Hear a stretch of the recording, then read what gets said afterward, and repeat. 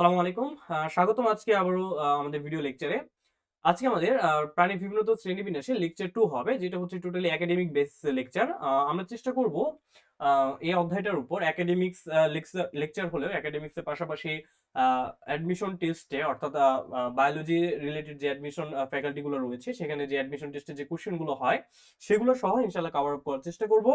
তো যারা এসএসসি 26 ব্যাচের আছেন বা পরবর্তীতে যারা ইউটিউবে ভিডিওটা দেখবেন 27, 8 বা যে ব্যাচের হন না কেন আপনারা চেষ্টা করবেন ক্লাসটা একটু যে ক্লাসে যে এক্সট্রা ইনফো গুলো থাকবে বা যে এক্সট্রা কথাগুলো আমি বলবো সেগুলো একটু আপনার নোট খাতা হতে পারে বা আপনার বই একটু টুকে রাখার জন্য। আর হচ্ছে ক্লাস শেষে আমি পিডিএফটা আপলোড করে দিব, আপনারা তখন পিডিএফ দেখে একটু মিলে নিতে পারবেন। কেমন? তো আজকে আমাদের ক্লাসের প্রথম টপিকটা হচ্ছে আজকে ক্লাসের মেইন টপিকটা বেসিক্যালি হচ্ছে প্রাণী জগতের শ্রেণীবিন্যাস। তো আপনারা জানেন যে গত ক্লাসে আমি প্রাণী বিভিন্নত শ্রেণীবিন্যাস অধ্যায়ের প্রথম পার্টটুকু অর্থাৎ একদম ইন্ট্রোডাক্টরি পার্ট থেকে শ্রেণীবিন্যাসের ভিত্তিগুলো আলোচনা করেছিলাম। প্রায় 16টা ভিত্তি ছিল শ্রেণীবিন্যাসে। সেই 16টা ভিত্তি ক্রমান্বয়ে একটার পর একটা এক্সপ্লানেটরি ওয়েতে এবং ভিজুয়ালাইজ করে আলোচনা করেছি। যারা লেকচারটা করেন নাই আপনারা কাইন্ডলি লেকচারটা দেখে নেবেন, সেটা আমাদের টুটুলস একাডেমি ইউটিউব চ্যানেলে এবং আমাদের পেজেও আপলোড করা আছে। ওকে, তো আজকে আমাদের ক্লাসের টপিকটুকু হবে প্রাণী বিরত শ্রেণীবিন্যাসে পার্ট 2 লেকচারটা। অর্থাৎ আমরা এখানে বেসিক্যালি প্রাণী জগতের শ্রেণীবিন্যাসটা নিয়ে আলোচনা করব। কেমন? তো একটু ধৈর্য সহকারে ক্লাসটা করবেন। আশা করি 26 ব্যাচে যারা আছেন এসএসসি তারা আশা করি উপকৃত হবেন। আর যারা একদমই বায়োলজিতে নলেজ রাখেন না বা ইন্টার বায়োলজি একদমই যাদের কাছে নতুন মনে হচ্ছে তারাও আশা করি উপকৃত হবেন। তো শুরু করা যাক। ওকে, তো প্রথমে আমরা প্রথম যে পাঠটুকু নিয়ে আলোচনা করবো সেটা হচ্ছে প্রাণী জগতের শ্রেণীবিন্যাস। তো দেখেন আমাদের অধ্যায়টার নামই হচ্ছে কিন্তু প্রাণীর বিভিন্নতা শ্রেণীবিন্যাস, তাই না? তো প্রাণীর শ্রেণীবিন্যাসের গতকালকে আমি একটা সংজ্ঞা বলেছিলাম যে প্রাণীর শ্রেণীবিন্যাস না, বেসিক্যালি প্রাণীর বিভিন্নতা একটা সংজ্ঞা বলেছিলাম, বা গত ক্লাসে আমি বলেছিলাম যে আম, আমাদের পৃথিবীতে বিরাজমান যত ধরনের প্রাণী রয়েছে, অর্থাৎ সেটা হতে পারে স্থলচর, হতে পারে জলচর, হতে পারে খেচর বা পক্ষীকুল, অর্থাৎ আমাদের এই পৃথিবীতে বিদ্যমান স্থলচর, জলচর এবং খেচর প্রাণীর ভিতরে যে জিনগত, প্রজাতিগত এবং বাস্তুসংস্থানগত ভিন্নতা দেখা যায় তাকে আমরা কি বলেছিলাম? প্রাণীর বিভিন্নতা বলেছিলাম। ওকে, তো আমাদের এই যে প্রাণীর বিভিন্নতা অর্থাৎ এত ডাইভার্সিটি, তো এত ডাইভার্সিটি বা এত বিশাল একটা অ্যামাউন্টের প্রাণীকুলকে জানার জন্য আমাদের প্রাণী শ্রেণীবিন্যাসের প্রয়োজন হয়। কেমন? তো প্রাণী শ্রেণীবিন্যাসের প্রয়োজনের তাগিদে অনেক বিজ্ঞানী প্রিভিয়াসলি এটা চেষ্টা করে আসছেন প্রাণী জগৎকে শ্রেণীবিন্যাস করার জন্য।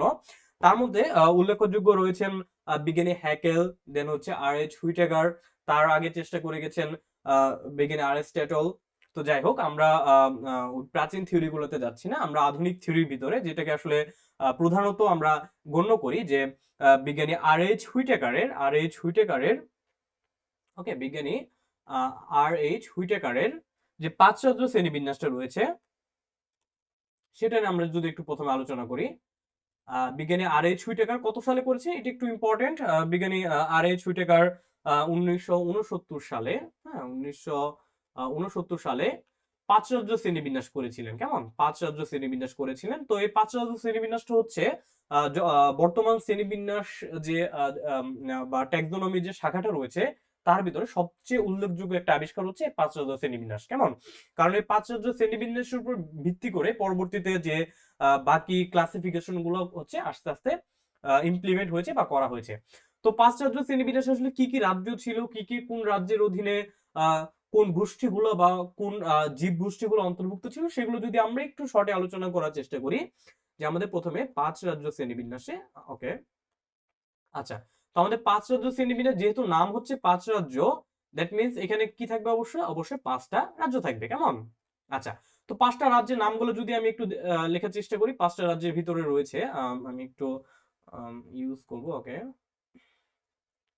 আচ্ছা, তো পাঁচ রাজ্য শ্রেণীবিন্যাসের ক্ষেত্রে আমাদের প্রথম রাজ্য যেটা রয়েছে, প্রথম রাজ্যটা হচ্ছে, এক নম্বর রাজ্যটা হচ্ছে মনেরা। আমি যদি একটু এখানে লিখে দিচ্ছি।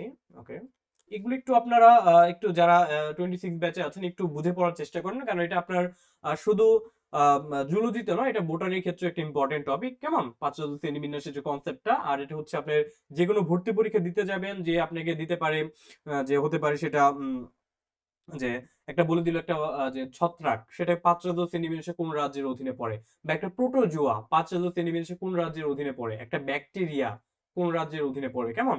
তো এক্ষেত্রে জানার জন্য অবশ্যই 5 শ্রেণীবিন্যাসের কনসেপ্টটা থাকা জরুরি। তো 5 শ্রেণীবিন্যাসে যে 5টা রাজ্য রয়েছে তার মধ্যে প্রথম রাজ্যটা হচ্ছে মনেরা। প্রথম রাজ্যটা হচ্ছে, আমরা যদি একটু লিখিয়ে দিচ্ছি, ওকে। প্রথম রাজ্যটা হচ্ছে মনেরা। দেন 2 নাম্বারটা রাজ্যটা হচ্ছে মনেরার পরবর্তী রাজ্যটা হচ্ছে প্রোটিস্টা। মনেরার পরবর্তী রাজ্যটা হচ্ছে প্রোটিস্টা। দেন 3 নাম্বার রাজ্যটা হয়েছে আমাদের আহ, পাঞ্জাই। 4 নাম্বার রাজ্যটা যে রয়েছে, 4 নাম্বার রাজ্যটাকে আমরা নাম দিয়েছি হচ্ছে প্ল্যান্টি।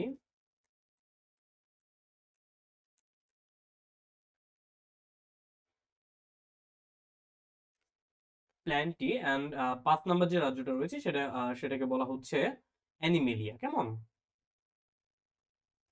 অ্যানিম্যালিয়া, okay fine. তো এখন হচ্ছে আমরা জানলাম যে আমাদের বিজ্ঞানী আর.এইচ হুইটেকার 5 শ্রেণীবিন্যাস করেছিলেন। তিনি 5 শ্রেণীবিন্যাসে যে 5টা রাজ্যে নামকরণ করেছিলেন সেগুলোর মধ্যে যদি আমরা সিরিয়ালি বলতে চাই, 1 নাম্বার হচ্ছে Monera, Protista, Fungi, Plantae and Animalia. Okay. তো এখন হচ্ছে কোন রাজ্যের অধীনে তিনি কোন জীবজগৎকে বা কোন জীবগুলোকে ইনক্লুড করেছেন সেটা জানাটা খুব জরুরি। তো মনেরা রাজ্যের অধীনে মূলত তিনি ইনক্লুড করেছিলেন হচ্ছে ব্যাকটেরিয়াগুলোকে। মনেরা রাজ্যের অধীনে ছিল কি, তাহলে আমরা যদি বলি, একটা হচ্ছে ব্যাকটেরিয়া, ব্যাকটেরিয়া তারপরে ছিল হচ্ছে ব্যাকটেরিয়ার পাশাপাশি নীলাভ সবুজ শৈবাল, যেটাকে আমরা বলি সায়ানোব্যাকটেরিয়া, কেমন? ব্যাকটেরিয়া বা নীলাভ, দেন হচ্ছে নীলাভ সবুজ শৈবাল, ব্যাকটেরিয়া নীলাভ সবুজ শৈবাল, এগুলোকে তিনি ইনক্লুড করেছিলেন মনেরা রাজ্যের অধীনে। Okay fine. দেন হচ্ছে দেন প্রোটিস্টা রাজ্যের অধীনে অন্তর্ভুক্ত করেছিলেন হচ্ছে কাদের? প্রোটোজোয়াদের। ওকে। প্রোটোজোয়া যারা ছিল তাদেরকে ইনক্লুড করেছে প্রোটিস্টা রাজ্যের অধীনে। দেন ফানজাই রাজ্যের অধীনে কারা ছিল? ফানজাই রাজ্যের অধীনে ছিল হচ্ছে আম, সকল যে সকল ছত্রাক, বা যাদেরকে আমরা বলতে পারি যে আম, যে কি বলে এটাকে, আচ্ছা, সকল ছত্রাকই আমরা বলতেছি সরাসরি ছত্রাক, আমরা ছত্রাক নিয়ে বিস্তারিত বলবো। সকল ছত্রাককে ইনক্লুড করা ছিল হচ্ছে ফানজাই রাজ্যের অধীনে। দেন প্ল্যান্টি রাজ্যের অধীনে ছিল হচ্ছে দেন প্ল্যান্টি রাজ্যের অধীনে ছিল হচ্ছে শৈবাল থেকে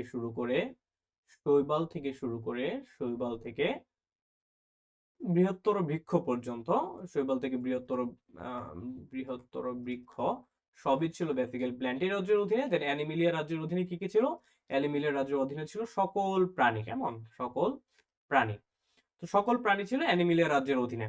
আচ্ছা, অ্যানিমিলিয়া রাজ্যের অধীনে সকল প্রাণীর পাশাপাশি কোনগুলো ছিল? প্রাণী বলতে আসলে আমরা এখানে বুঝতেছি একদম যে একদম এককোষী প্রাণী থেকে শুরু করে একদম আণুবীক্ষণিক প্রাণী থেকে শুরু করে বৃহদাকার যত প্রাণী রয়েছে সবগুলোকে ইনক্লুড করা হচ্ছে অ্যানিমিলিয়া রাজ্যে। তো আমরা যদি আবার একটু যদি বলার চেষ্টা করি যে প্রাণী জগতের শ্রেণীবিন্যাস করার ক্ষেত্রে সর্বপ্রথম চেষ্টাটা করেছিলেন আম, আহ, বিজ্ঞানী অ্যারিস্টটল। তার পরবর্তীতে চেষ্টা করেছিলেন বিজ্ঞানী হ্যাকেল।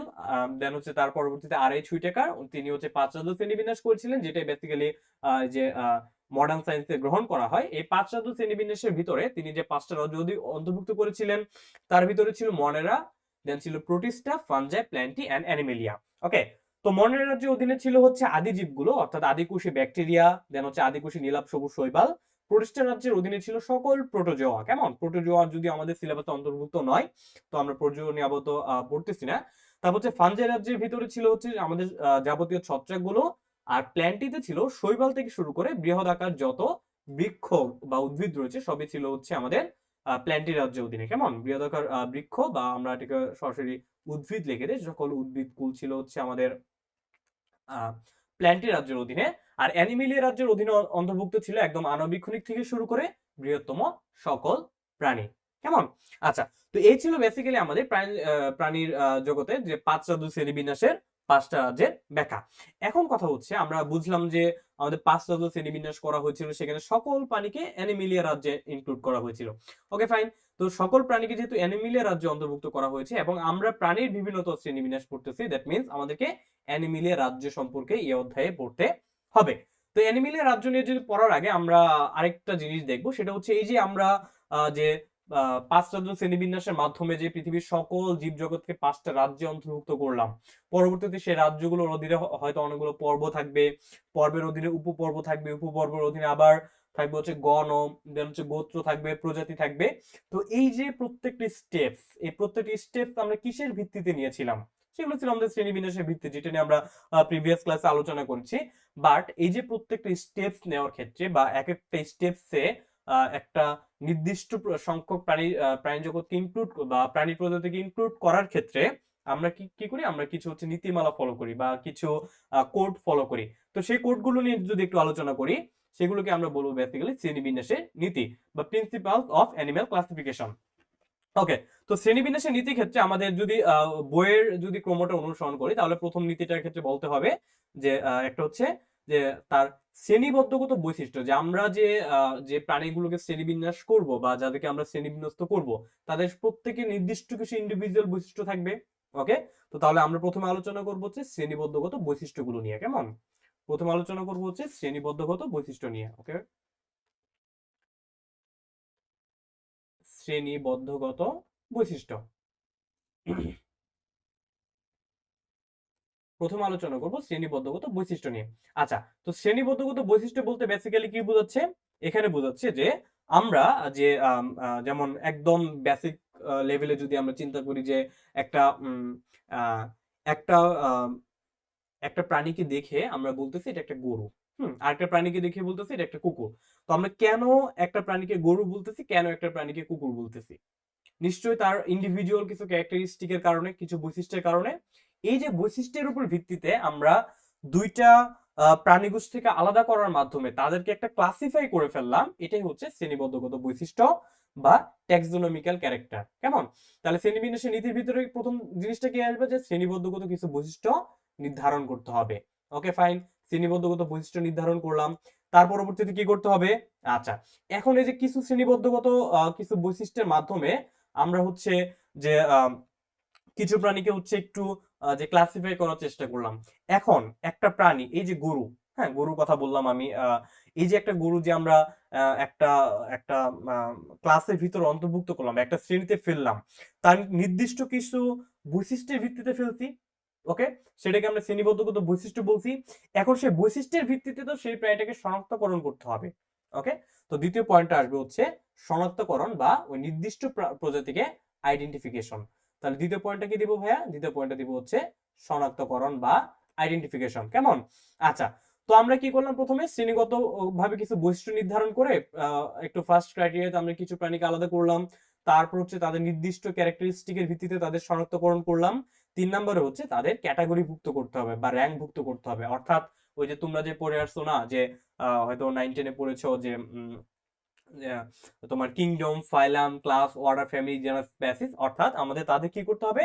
তাদেরকে তাদের সিমিলারিটি এবং ডিসিমিলারিটির উপর ভিত্তি করে তাদেরকে আলাদা করতে হবে। ওকে, দ্যাট মিন্স তাদেরকে কি করতে হবে? তাদেরকে ক্যাটাগরিভুক্ত করতে হবে বা র্যাঙ্ক ভুক্তিকরণ করতে হবে। কেমন? তাহলে তাদের কি করতে হবে? তাদেরকে ক্যাটাগরিভুক্ত করতে হবে, ক্যাটাগরিভুক্ত করতে হবে, ক্যাটাগরিভুক্ত বা র্যাঙ্ক ভুক্তি করতে হবে। কেমন? র্যাঙ্ক ভুক্তিকরণ করতে হবে। Okay fine. আচ্ছা আচ্ছা, তাহলে আমাদের কি করতে হবে? প্রথমে শ্রেণীবদ্ধগত বৈশিষ্ট্যটি নির্ধারণ করে তাদেরকে শনাক্তকরণ করতে হবে। সেই শনাক্তকারী বৈশিষ্ট্যের উপর ভিত্তি করে তাদেরকে ক্যাটাগরি বা র্যাঙ্কভুক্তকরণ করতে হবে। ক্যাটাগরি বা র্যাঙ্কভুক্তকরণ করার পরে তাদের ক্ষেত্রে কি করতে হবে বলতো ভাইয়া? তাদের ক্ষেত্রে তাদের নির্দিষ্ট নাম দিতে হবে, তাই না? যে আমরা এই যে গরুকে বললাম বা আমরা এই যে মানুষ প্রজাতিকে আমরা আলাদা করলাম, তাহলে তাদেরকে একটা নাম দিতে হবে। তাহলে পরবর্তী স্টেপসে আমাদের তাদেরকে নামকরণ করতে হবে। কেমন? আচ্ছা, যদি এগুলো নিয়ে প্রত্যেকটা নিয়ে আমরা ডিটেলসে পরে পড়াশোনা করব। Okay fine.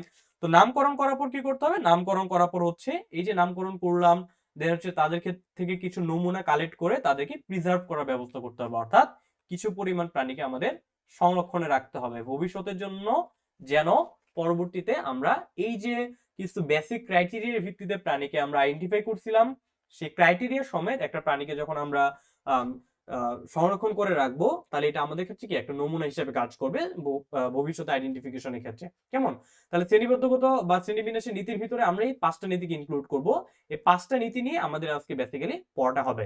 তার ভিতরে প্রথমটা হচ্ছে শ্রেণীবদ্ধগত বৈশিষ্ট্য নির্ধারণ, যেটা আসলে যে তেমন ভাইটাল কোনো ইস্যু না। কেন? কারণ আমরা হচ্ছে এর আগে যে শ্রেণীবিন্যাসের ভিত্তিটা পড়ে আসছিলাম সেখানে কিন্তু আমরা বেসিক্যালি শ্রেণীবদ্ধগত যে বৈশিষ্ট্যগুলো রয়েছে সেগুলো সম্পর্কে আলোচনা করে আসছি।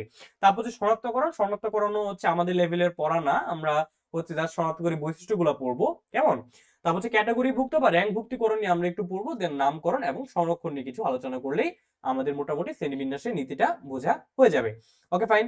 তো তার পরবর্তী টপিকটা হচ্ছে দেখো যে শ্রেণীবিন্যাসের নীতি বা ক্যাটাগরি করণ বা র্যাঙ্ক ভুক্তিকরণ। ওকে, তো ক্যাটাগরি বা র্যাঙ্ক ভুক্তিকরণ বলতে আসলে কি, ক্যাটাগরি মিন্স বা র্যাঙ্ক মিন্স কি, র্যাঙ্ক মিন্স হচ্ছে একটা স্টেপসে ফেলা, স্টেপসের অধীনে ফেলা। হয়তো তোমরা এই র্যাঙ্ক কথাটার সাথে পরিচিত হয়ে থাকবে, হয়তো বা তোমরা শুনেছো যে আর্মি র্যাঙ্ক থাকে, তাই না? আমরা জানি আমাদের সেনাবাহিনীদের ক্ষেত্রে কি থাকে, আর্মি র্যাঙ্ক থাকে। Okay fine. তো আর্মিদের র্যাঙ্ক কেন থাকে বলতো? আর্মিদের র্যাঙ্ক থাকে হচ্ছে যে কোনো সিচুয়েশনে বা কোনো একটা জায়গায় তাদের ডোমিনেন্সিটা বোঝানোর জন্য। ডোমিনেন্সি মিন্স তার কতটুকু কর্তৃত্ব রয়েছে সেটা বোঝানোর জন্য, বা তার রুলস বা তার অধীনে যে কর্মচারীরা থাকবেন তারা কি রুলস পালন করবেন, বা তিনি তাদেরকে কেমন নির্দেশনা দিতে পারবেন, বা কোন নির্দেশনা ভিত্তিতে তার সৈনিকরা পরিচালিত হবেন, সেই সেটাকে নির্ধারণ করার জন্য হচ্ছে আমরা আর্মিদের র্যাঙ্কভুক্ত করা হয় বা আর্মিদের র্যাঙ্ক দেওয়া হয়, কেমন।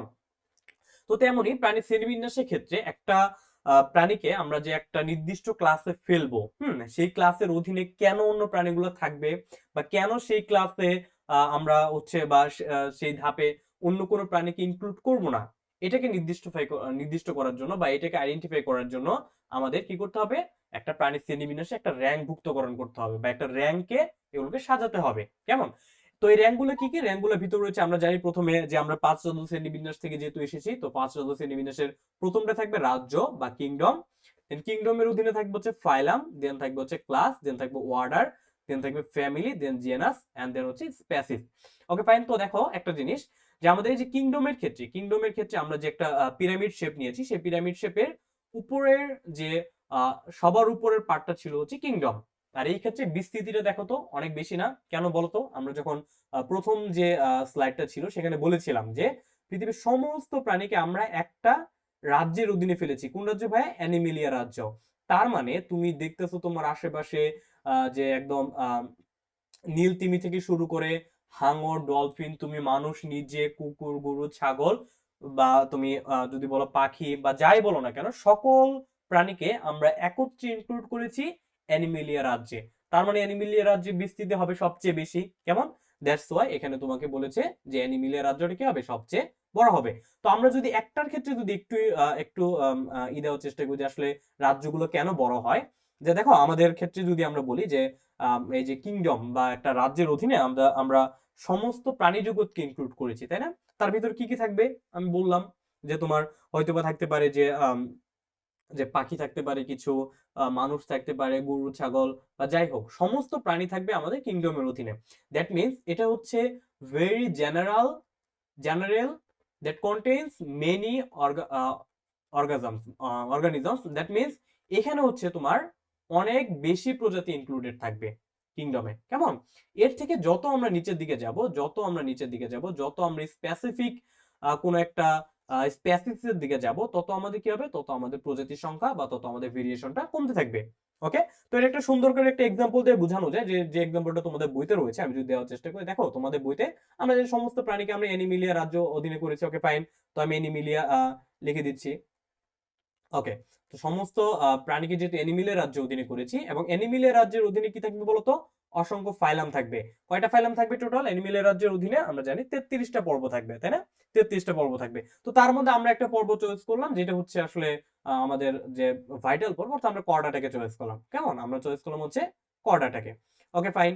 তো অ্যানিমেলিয়া রাজ্য এবং কর্ডাটাকে আমরা ফাইলাম হিসেবে চয়েস করলাম। তারপর কর্ডাটা ফাইলামের একটা ক্লাস নিতে পারি আমরা। কোন ক্লাসটা নিতে পারি? যে তোমাদের বইতে ঠিক আছে ভাই, আমি অ্যাভিস বা পাখির একটা ক্লাস নিলাম, অ্যাভিস। Okay fine, অ্যাভিস। অ্যাভিসের ক্লাসের অধীনে আবার কি থাকবে বলতো? পাখির ভিতরে বিভিন্ন ডাইভার্সিটি থাকবে। দ্যাট মিন্স আমরা পাখির অধীনেও কোনো একটা অর্ডার বা বর্গ নিব। কোনটা নিতে পারি আমরা? যেমন ধরো তুমি আমাদের বইয়ের ক্ষেত্রে যে বলা আছে যে প্যাসারিফর্মিস। ওকে, প্যাসারিফর্মিস অর্ডারটা নিলাম। তো প্যাসারিফর্মিস অর্ডারের অধীনে আবার থাকবে হচ্ছে কিছু ফ্যামিলি থাকবে।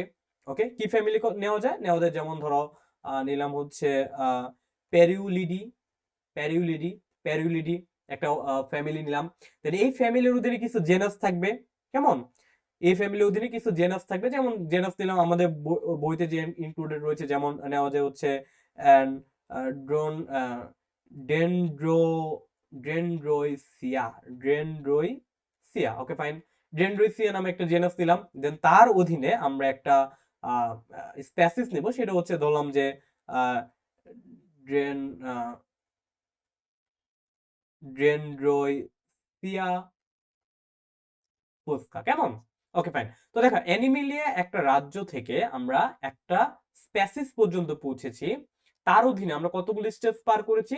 প্রথমে আমরা হচ্ছে একটা ফাইলাম নিয়েছি, দেন একটা ক্লাস নিয়েছি, দেন তার অধীনে আবার একটা অর্ডার নিয়েছি, দেন আবার একটা ফ্যামিলি নিয়েছি, দেন জেনাস, এবং সর্বশেষে আমরা গিয়েছি হচ্ছে স্প্যাসিস অর্থাৎ প্রজাতিতে।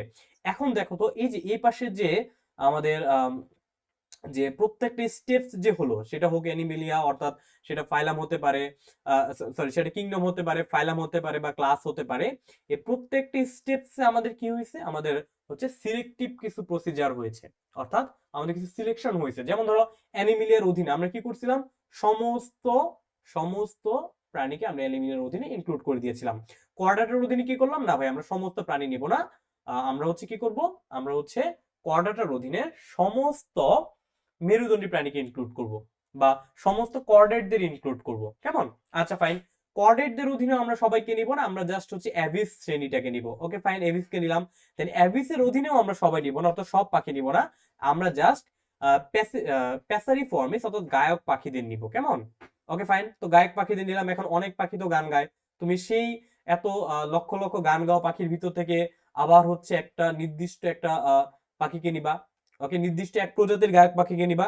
তো কেমন নিলে তুমি, তুমি হচ্ছে গেছো গায়ক পাখি নিলা, অর্থাৎ এই যে পারু পারুলিডি নিলা, কেমন? পারুলিডি নিলা, ওকে ফাইন।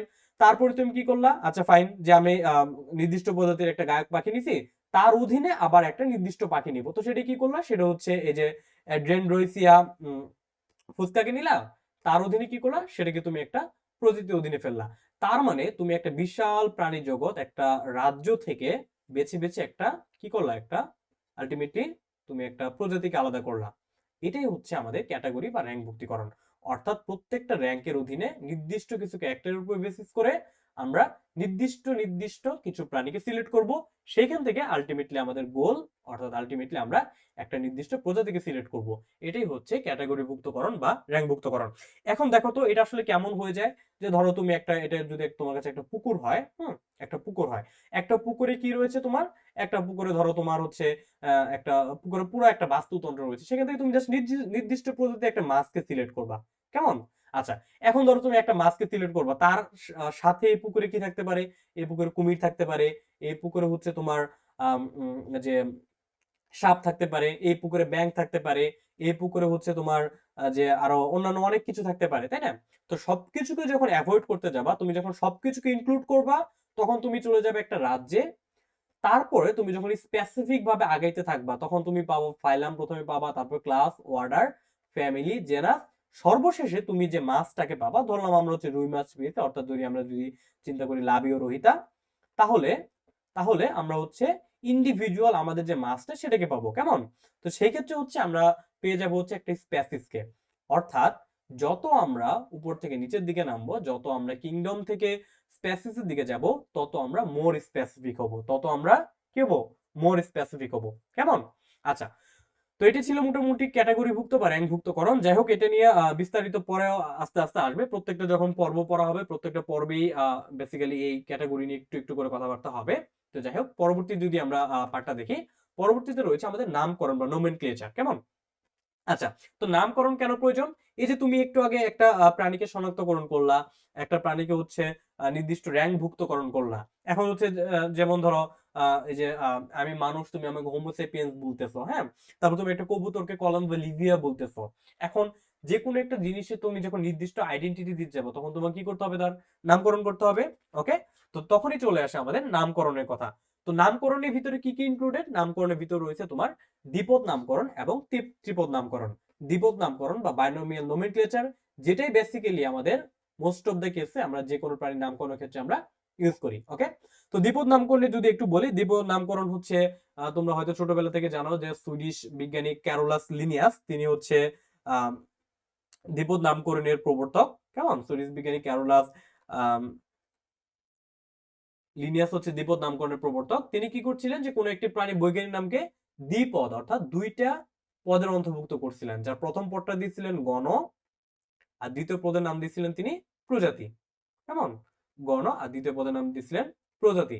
যেমন ধরো তিনি মানুষের ক্ষেত্রে বৈজ্ঞানিক নাম দিয়েছিলেন যে আমাদের আধুনিক মানুষ যারা তাদেরকে বলছিলেন তিনি হোমোসেপিয়ান্স। ওকে ফাইন, তো হোমোসেপিয়ান্স বলার ফলে কি হইলো আমাদের বলতো, হোমোসেপিয়ান্স হওয়ার ফলে আমাদের প্রথম যে পার্ট অর্থাৎ হোমো নামটা হচ্ছে আমাদের গণনাম এবং সেপিয়ান্স হচ্ছে আমাদের প্রজাতির নাম। কেমন, তো এটা হচ্ছে দ্বিপদ নামকরণ বা বাইনোমিয়াল নোমেনক্লেচার। আর এই দ্বিপদ নামকরণের প্রবর্তকে বিজ্ঞানী ক্যারোলাস লিনিয়াস। কেমন, আচ্ছা দ্বিপদ নামকরণে যদি আমরা একটু পরে বিস্তারিত আলোচনা করবো, তো এখন আপাতত করতেছি না, কারণ দ্বিপদ নামকরণে আমাদের নিয়মটা শিখতে হবে।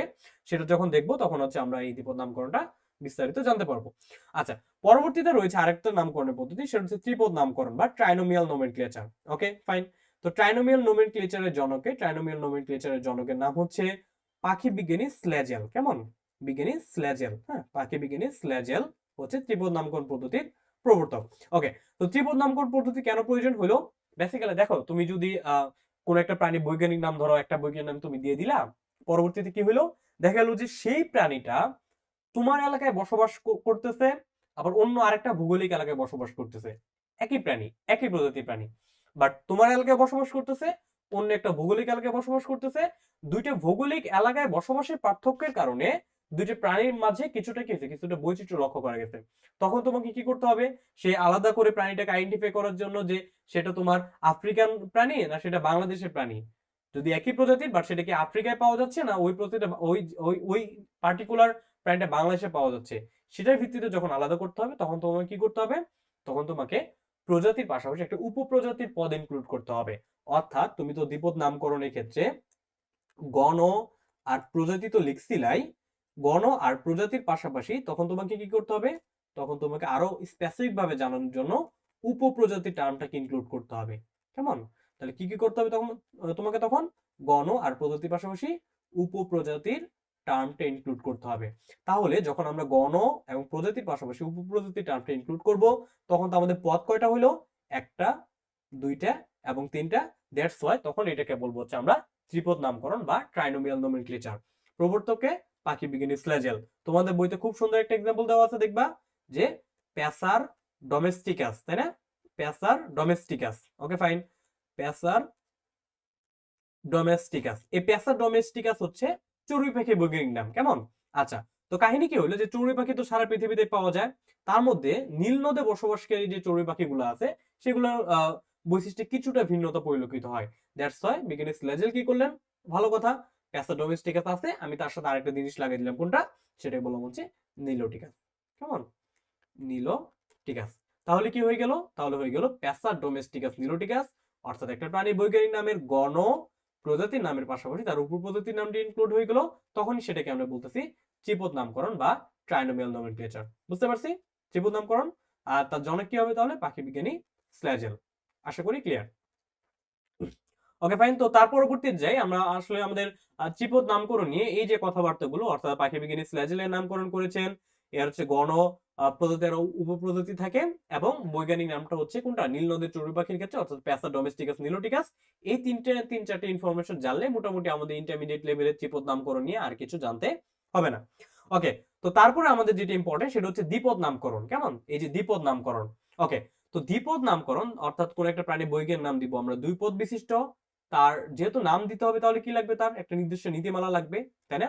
আচ্ছা, এই যে দ্বিপদ নামকরণ, এই দ্বিপদ নামকরণ বা প্রাণী নামকরণের জন্য একটা আলাদা সংস্থায় রয়েছে, সেটাকে আমরা কি বলি, ICZN, তাই না, ICZN অর্থাৎ international commission on zoological nomenclature. Okay fine, আর ICZN যে কোডটা দেয়, যে কোডটা প্রণয়ন করে, যে কোডটা দেয় বা যে নীতিটা দেয়, যে কোড বা যে নীতির ভিত্তিতে নামকরণ গুলো করে, সেটাকেও বলা হয় ICZN, সেটাকে বলো ICZN। ওকে ফাইন, তাহলে এই জেড অর্থাৎ এই ICZN International commission on zoological Nomenclature, International commission on zoological Nomenclature, তাদের প্রণীত যে নীতি রয়েছে সেটাকে আমরা বলি International Code on Geological Nomenclature. কেমন? তো এটা ভুল করলে চলবে না, যে International commission on Geological Nomenclature, আর এটা হচ্ছে International Code on Geological Nomenclature. অর্থাৎ কমিশন হচ্ছে সংস্থা, সেই সংস্থা কর্তৃক প্রবর্তিত নীতিমালাকে বলা হয় কোড বা নীতি। কেমন? আচ্ছা, তো আইসিজেড এর নীতির ভিত্তিতে বেসিক্যালি বইয়ের নামগুলো প্রণয়ন করা হয়। তো এই নামের প্রণয়নে কয়েকটি স্টেপস রয়েছে, যে স্টেপস গুলো অবশ্যই ফলো করতে হবে, কয়েকটা নীতি ফলো করতে হবে। তার মধ্যে প্রথম নিয়মটা হচ্ছে, ফার্স্ট নিয়মটা হচ্ছে বইয়ের নামে কি হইতে হবে বলতো? তোমার বইয়ের নামের ক্ষেত্রে নিয়মটা কি হইতে হবে? প্রথম হচ্ছে তোমার বইয়ের নাম কয়টা হবে? দ্বিপদ বিশিষ্ট হবে, তাই না? আমি যদি একদম সামারি করে যদি এটা লিখে দিই, তাহলে বইয়ের নামটা হবে কি? দ্বিপদ বিশিষ্ট। দ্বিপদ বিশিষ্ট নাম হতে হবে। ওকে ফাইন, দ্বিপদ বিশিষ্ট নাম হইতে হবে। আর নামটা কেমন হইতে হবে? অবশ্যই কোন কোন ভাষায় হইতে হবে? ল্যাটিন ভাষায় হইতে হবে। কোন ভাষায়? ল্যাটিন ভাষায় হইতে হবে। কেমন? দ্বিপদ বিশিষ্ট নাম হইতে হবে, আর নামটা হইতে হবে হচ্ছে ল্যাটিন ভাষায়। হ্যাঁ, দেখো তুমি ইংলিশে নাম দিবা তা কিন্তু হবে না, তোমাকে অবশ্যই ল্যাটিন ভাষায় নাম দিতে হবে। ওকে, তারপরে হচ্ছে যে দ্বিপদ বিশিষ্ট যে নাম দিবা, নামের প্রথম অংশটা কি হবে বলতো? প্রথম পার্টটা হইতে হবে গণ, নামের প্রথম পার্টটা হবে গণ। আর দ্বিতীয় পার্টটা কি হবে? দ্বিতীয় পার্টটা হবে, দ্বিতীয় অংশটা হবে প্রজাতি। তাহলে আমরা কি করলাম? কোন একটা প্রাণী বৈজ্ঞানিক নাম দেব হচ্ছে দ্বিপদ বিশিষ্ট, দেব ল্যাটিন ভাষায়, প্রথম অংশটা হবে গণের নাম, এবং দ্বিতীয় অংশটা হবে তার প্রজাতির নাম। দ্বিতীয় অংশটা হবে তার প্রজাতির নাম। কেমন? প্রজাতির নাম। Okay fine. তো গণের নাম এবং প্রজাতির নাম দেওয়ার পরে তোমার 3 নাম্বার যে জিনিসটা খেয়াল রাখতে হবে সেটা হবে, দেখো যেহেতু গণের নাম, হ্যাঁ, যেহেতু গণের নাম দিচ্ছ, তো গণের নামটা কেমন হবে? গণের নামটা হইতে হবে হচ্ছে তোমার, এটা একটু খেয়াল রাখতে হবে যে তুমি যে গণের নামটা দিলা, এই গণের নামটা হইতে হবে অবশ্যই নাউন। ওকে, গণের নামটা হইতে হবে অবশ্যই নাউন। এখান থেকে মনে রাখবো, যেহেতু আমরা যে গণের নামটা দিচ্ছি সেটা যেহেতু নাউন, আর নাউনের ক্ষেত্রে কি হবে বলতো? প্রথম প্রথম যে লেটারটা হবে, প্রথম লেটার কি হবে? প্রথম লেটার অবশ্যই ক্যাপিটালাইজড হতে হবে। কেমন? প্রথম লেটারটা, গণের নামে প্রথম লেটারটা ক্যাপিটালাইজড হতে হবে। গণের নামে প্রথম লেটারটা ক্যাপিটালাইজড হতে হবে। Okay fine. তার মানে কি দেখলাম? যে দ্বিপদ বিশিষ্ট নাম হবে যেটা ল্যাটিন ভাষায় হতে হবে, প্রথম পার্টটা হবে গণের নাম, দ্বিতীয় পার্টটা হবে প্রজাতির নাম। আর গণের নামের ক্ষেত্রে এটা হবে নাউন। নাউন যেহেতু, তাহলে প্রথম লেটার অবশ্যই ক্যাপিটালাইজড হতে হবে। কেমন? আচ্ছা, তো 4 নম্বর রুলসটা কি হবে? 4 নম্বর রুলসটা হবে যে প্রজাতির নামটা হবে কেমন? প্রজাতির নামটা হবে একটা অ্যাডজেক্টিভ। প্রজাতির নামটা হবে একটা অ্যাডজেক্টিভ। অ্যাডজেক্টিভ প্রজাতির নাম যেহেতু অ্যাডজেক্টিভ, আর আমরা কি জানি অ্যাডজেক্টিভের নামের সামনে কি কখনো, বা অ্যাডজেক্টিভ কোনো ওয়ার্ডের সামনে কি কখনো হয় যে তোমার ক্যাপিটাল লেটার হয় না? কখনোই ক্যাপিটাল লেটার হবে না। তাহলে কি হবে? অ্যাডজেক্টিভ নামটা অবশ্যই স্মল লেটার লিখতে হবে। কেমন? আচ্ছা, ক্যাপিটাল লেটারটা প্রজাতির নামটা অবশ্যই স্মল লেটার লিখতে হবে। স্মল লেটার লিখতে হবে। স্মল লেটারে লিখতে হবে। বুঝতে পারছি? আচ্ছা, তাহলে আমরা কি করলাম? যে নামটা অবশ্যই দ্বিপদ বিশিষ্ট হবে, তারপর হচ্ছে ল্যাটিন ভাষায় অনুদিত হতে হবে, গণের নামটা হবে তোমার গণের নামটা হবে হচ্ছে প্রথমে, দেন হচ্ছে দ্বিতীয়ত হবে প্রজাতি, এবং গণের নামটা হবে নাউন, যেটা প্রথম অক্ষর নাউন যেহেতু, দ্যাট দ্যাট মিন্স এটা হচ্ছে একটা নাম। নাম বাচ্চা শব্দ প্রথম অক্ষর কি হবে? অবশ্যই ক্যাপিটাল লেটার হবে। তারপরে প্রজাতিটা হচ্ছে অ্যাডজেক্টিভ। অ্যাডজেক্টিভের ক্ষেত্রে সেটা সম্পূর্ণটাই স্মল লেটারে লিখতে হবে। কেমন? তারপরে কি করতে হবে? তারপরে নিয়মটা হচ্ছে, তার পরবর্তীতে আমরা যদি এই যে বৈজ্ঞানিক নামটা লিখবো সেটা অবশ্যই ল্যাটিন হরফে লিখতে হবে। কেমন? সেটা সরি, ল্যাটিন হরফে, ইটালিক হরফে লিখতে হবে। সেটা অবশ্যই ইটালিক হরফে লিখতে হবে। কি করতে হবে ভাইয়া? ইটালিক হরফে লিখতে হবে। ইটালিক হরফে লিখতে হবে। ইটালিক হরফে লিখতে হবে। এখন ইটালিক হরফে যদি তুমি লিখতে না পারো, সেক্ষেত্রে কি করতে হবে? লিখতে হবে কখন? তুমি যখন কম্পিউটারে টাইপ করবা, হ্যাঁ, টাইপ করে লেখার ক্ষেত্রে। টাইপ করে লেখার ক্ষেত্রে, টাইপ করে মিন্স কম্পিউটার টাইপ করে। কেমন? টাইপ করে লেখার ক্ষেত্রে অবশ্যই সেটাকে ইটালিক অক্ষরে লিখতে হবে। ওকে, ইটালিক মানে কি বলতো? ইটালিক মানে যে এইভাবে একটু বাঁকা থাকে না অক্ষরগুলা, এভাবে লিখতে হবে। আচ্ছা, বাট যখন তুমি কি করবা? হাতে লিখবা, অর্থাৎ আমাদের ফ্রি হ্যান্ড রাইটিং এর ক্ষেত্রে, হাতে লেখার ক্ষেত্রে কি করতে হবে? হাতে লিখলে হাতে লিখলে অবশ্যই কি করতে হবে? গণ ও প্রজাতির, হাতে লিখলে অবশ্যই গণ ও প্রজাতির নামের নিচে আলাদাভাবে দাগ দিতে হবে।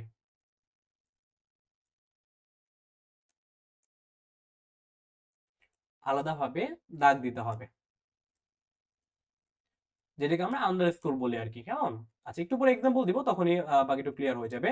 তো কি বললাম তাহলে, ইটালিক অক্ষরে লিখতে হবে বা টাইপ করে লেখার ক্ষেত্রে, আর যখন তুমি হাতে লিখবা তখন তাকে অবশ্যই কি করতে হবে, গণ ও প্রজাতির নামের নিচে আলাদাভাবে দাগ দিতে হবে।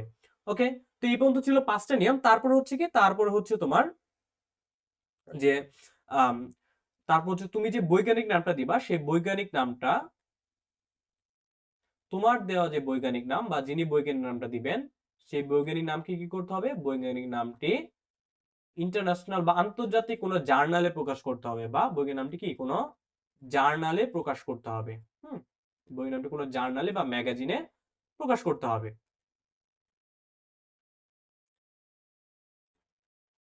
প্রকাশ করতে হবে। কেমন? বইয়ের নামটা কোনো জার্নালে প্রকাশ করতে হবে। আচ্ছা, তারপরে কি করতে হবে বলতো, এবং এমন জার্নালে প্রকাশ করতে হবে যেটা কেমন হবে, যেটা হচ্ছে মানুষের ক্ষেত্রে বিনামূল্যে পাওয়া যাবে। ওকে, সেটা কেমন পাওয়া যাবে, সেটা বিনামূল্যে পাওয়া যাবে, অর্থাৎ সেটা কি ওপেন সোর্স কোনো জার্নালে তোমাকে সে বইয়ের নামটা প্রকাশ করতে হবে। তারপর 7 নম্বর কি নিয়ম ফলো করতে হবে বলতো? 7 নম্বর হচ্ছে যে যিনি বৈজ্ঞানিক নামটা দিবেন, যিনি প্রথম বৈজ্ঞানিক নামটা দিবেন বা যিনি স্বীকৃত বৈজ্ঞানিক নামটা দিবেন, তাকে কি করতে হবে, যিনি স্বীকৃত বৈজ্ঞানিক নাম দিবেন,